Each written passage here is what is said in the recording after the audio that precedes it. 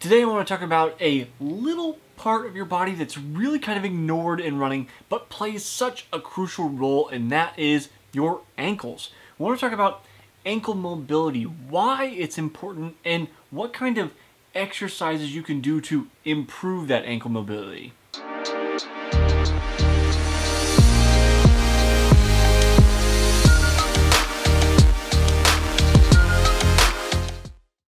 If you haven't been with me here before, I'm Jesse Funk, the founder of Soulpre.com and the host of this show, Runner's High, where we talk about everything running, including today's topic about ankle mobility, why it's important, and what you can do to improve your ankle mobility. Now, if you're a runner or an endurance athlete, because sometimes we talk about triathlon, as I have a history in that as well, hit that subscribe button, stick around for more videos every single week.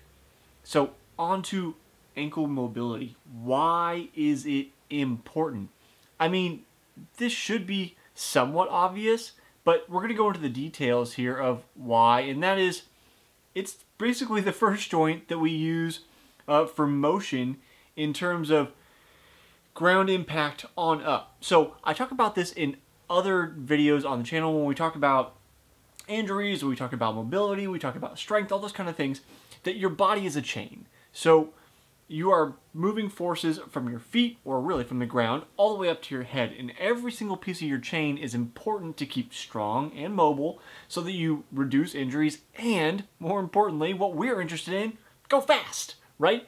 You can't have a weak link in your chain. So that's why ankles are so important. They're this kind of first stopping place past your foot, but you know, because it involves a range of motion, it's this first joint in that chain that can be a weak link and cause problems. So mobility is important in large part because we want to be able to use all of our muscles.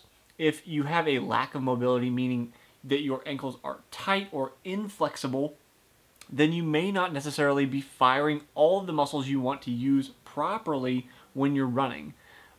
So that could be not being able to push off the back with your glutes, or any number of things depending on your particular situation and how you're running. So, like, if we take a look at this clip of me, this is from like a sprint finish at a race. You can watch me, we'll slow it down, watch me run through the finish line here, and you can kind of see how you need ankle mobility all the way through from front to push off, not just for the transfer of power, but for stability. So that's why it's important. So let's take a look at my always runner sock tan feet, and let's talk about a little bit about how the ankle moves and what we kind of want to look at when we're talking about ankle mobility. So here is my foot, as mentioned, always sock tanned here. This is what happens when you run all the time. Although, if you've been around on the channel, you know that I haven't been running quite as much this year because I've been dealing with this particular thing back here, this Achilles tendon. It's been a huge issue for me this year, and I've been rehabbing, but that's part of the reason ankles are on my mind. We'll talk about that in a different video. So there's really kind of what we would think of as like four, well, let's try to use my fingers, 4 planes we want to think about when we're talking about our feet. Dorsiflexion, which is when your feet come back towards you. So that's this motion back towards you. Plantar flexion, which is what we're used to, pushing off. So this is what happens like in that video when we're running and you push off the ground. That's plantar flexion.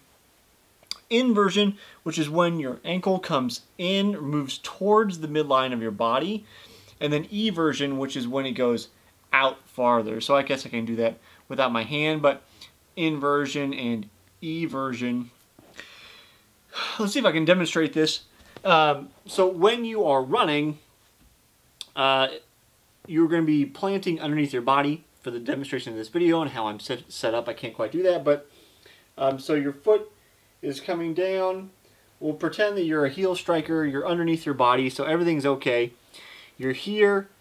You're often going to touch off slightly to the outside, and then as you move forward, you're going to go from this dorsiflexion position forward into plantar flexion, but not just that.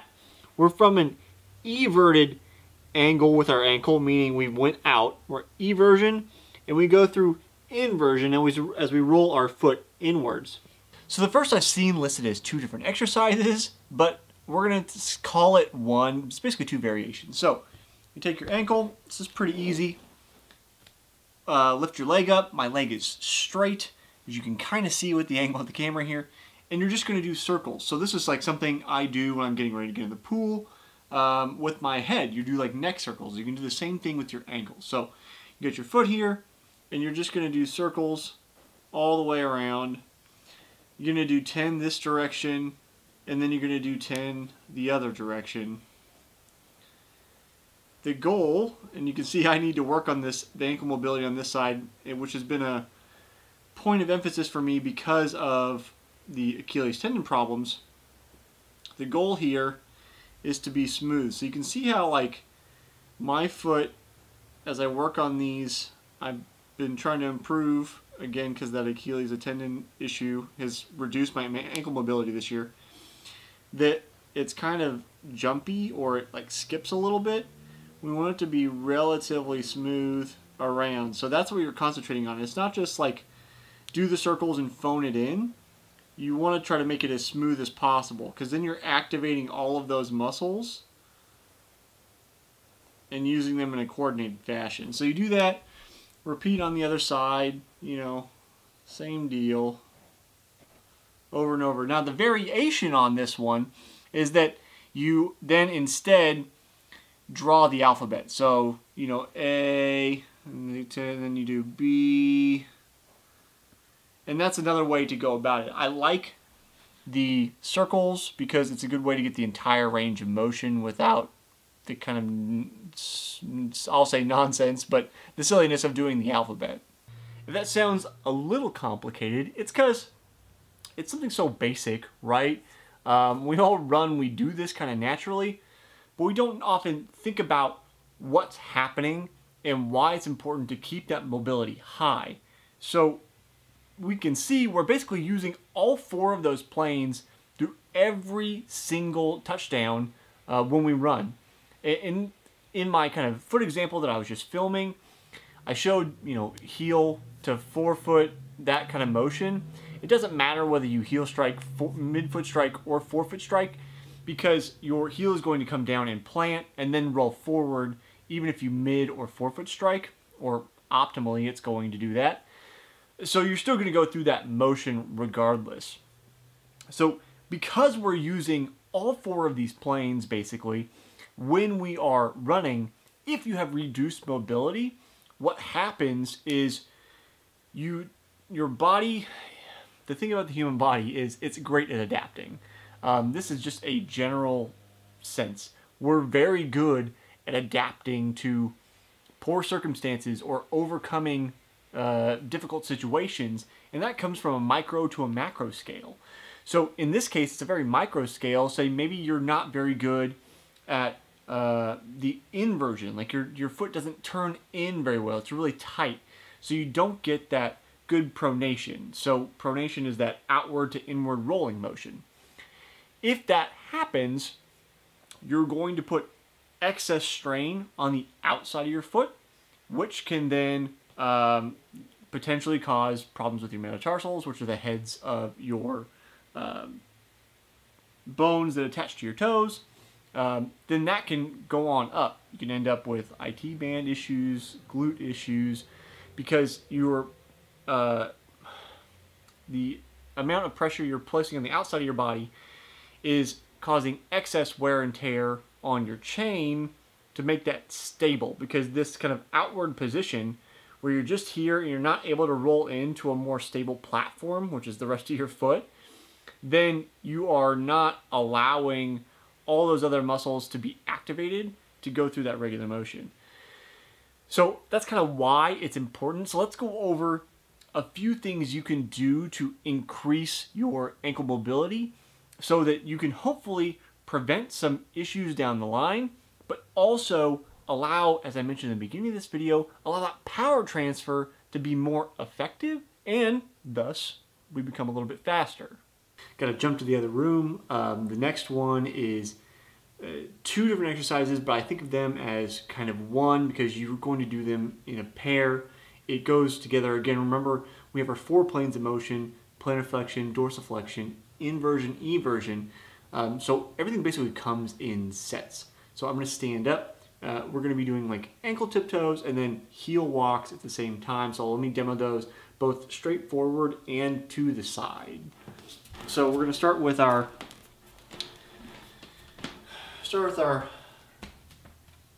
kind of calf walks or calf raise walks. So you're flat on the ground. You go up onto the balls of your feet and just take tiny little steps forward. So from the side, you're here, you come up, and then you're taking tiny little steps forward. This, we're working on our strength with our ankles in that, kind of plantar flexion position. And then conversely, the other side is where you do dorsiflexion, bring your feet up towards you, and then walk on your heels from the side. So feet are flat, come back towards you, take small little steps.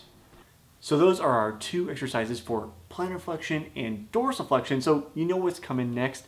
Inversion and eversion. We have to help out the other plane of motion. So this one, I'm going to try to move the camera down. It's a little bit harder to get with just how everything's set up with the camera. But we're just going to be manually manipulating our feet to turn them in or turn them out. At the end of this video, I'm actually going to show, or we're going to link to another video I've done on ankle strength, where I show you some exercises you can do to increase your strength in these ranges of motion. But you want to start here and then move to strength exercises so that your mobility is increased before you add the resistance to the exercises. And of course, I'm on the ground, so my cat is going to help us out. So let's try to move the camera down. So here you are on the ground, feet here, and all you're going to do, if my cat can get out of the way, is just take your hand, grab your feet on your toes. Come on, Bellcat. And then you're going to manipulate it inwards and come back to center. You want to relax your ankle. And you're not trying to like make it hurt or anything like that. Bellcat's going to help us out. So I always call him my little coach. He always wants to be helping out if I'm on the floor. If you've got any pets, I'm sure it's similar for you. So same thing with this eversion. You're going to pull to the outside.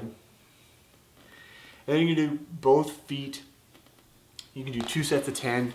And that should cover you for that particular plane of motion. So that is the why we should be doing it and what to do. Now, as I just mentioned, maybe 30, 40 seconds ago, I did another video on ankle strength and how to improve that, because not only is mobility important, because we need to be able to transfer that power from the ground all the way to our head in that chain, but our ankle has to be able to withstand all of the forces that we're putting on it at various speeds. So it is important to spend some time on ankle strength. So check out that video. It'll be popping up on the screen here shortly. If you haven't subscribed, do that before you go check that out. And I'll see you next time on the next episode of Runner's High.